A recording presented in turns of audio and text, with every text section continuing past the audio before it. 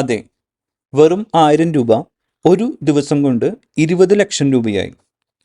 RBI Kotak Mahindra ബാങ്കിനോട് online വഴിയുള്ള പുതിയ കസ്റ്റമേഴ്സിനെ ആഡ് ചെയ്യുന്നതും ക്രെഡിറ്റ് കാർഡ് ഇഷ്യൂ ചെയ്യുന്നതും സ്റ്റോപ്പ് ചെയ്യാൻ പറഞ്ഞു.